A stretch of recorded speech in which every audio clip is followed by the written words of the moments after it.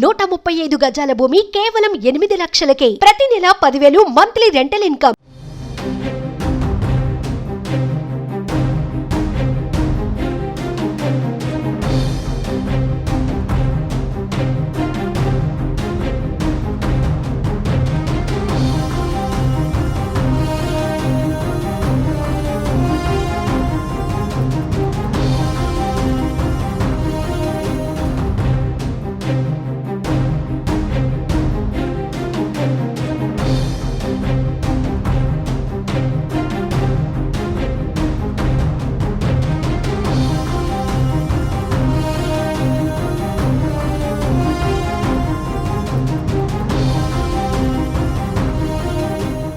TDP polit bureau సమావేశం ఈ నెల 8వ తేదీన సీఎం చంద్రబాబు అధ్యక్షతన జరగనుంది.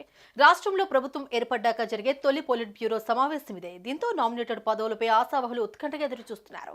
నామినేటెడ్ పదవులపై పొలిట్ బ్యూరో మీటింగ్ లో చంద్రబాబు ఓ నిర్ణయానికి వస్తారని తెలుస్తోంది. అలాగే కీలకమైన విశాఖ ఎమ్మెల్సీ అభ్యర్థిని కూడా ఖరారు చేయనున్నట్టు సమాచారం. ఈ నెల 8వ తేదీన టీడీపీ పొలిట్ బ్యూరో భేటీ జరగనుంది. ఈ సమావేశంలో నామినేటెడ్ పోస్టులపై చర్చ ఉండనుంది. కూటమి పార్టీల మధ్య నామినేటెడ్ పదవుల పంపకాలపై చర్చించే అవకాశం కూడా ఉంటుంది.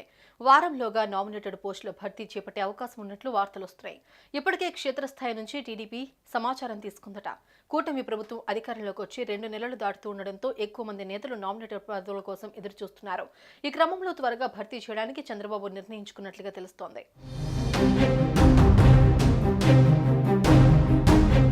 రాష్ట్రంలో నామినేటెడ్ పదవుల విషయం ఆసక్తిగా మారింది. దాదాపు అన్ని నామినేటెడ్ పోస్టులను కలుపుకుంటే సుమారు 350 దాకా ఉంటాయని ఒక అంచనా. ఈ నేపథ్యంలో ఈ పదవులు ఎలా తీసుకోవాలి, ఎవరెవరు ఏ పదవులు పంచుకోవాలి అనే అంశంపై ఓ క్లారిటీ వచ్చినట్టు తెలుస్తోంది. మొత్తం 350 నామినేటెడ్ పదవుల్లో 60% అంటే 210 స్థానాలను టీడీపీ తీసుకుంటుందని, మిగిలిన 40%లో 25% జనసేన, 15% బీజేపీ పార్టీలు పంచుకునే అవకాశం ఉందని ఆయా పార్టీ వర్గాలు చెబుతున్నాయి. టీడీపీతో పాటు కూటమి పార్టీలకు కూడా నామినేటెడ్ పోస్టుల్లో కొంత భాగం ఇవ్వాల్సి ఉండటంతో 8వ తేదీన జరిగే సమావేశంలో దీనిపైనే ప్రధానంగా చర్చించనున్నారు.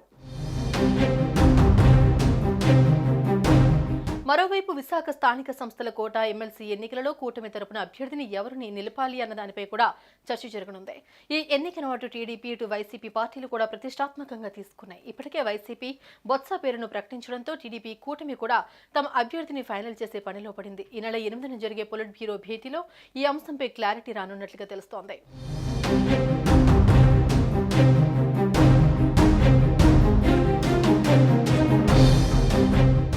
సుమన్ టీవీలో మీ పర్సనల్ అండ్ బిజినెస్ ప్రమోషన్స్ కోసం కింది నెంబర్కి కాంటాక్ట్ చేయండి.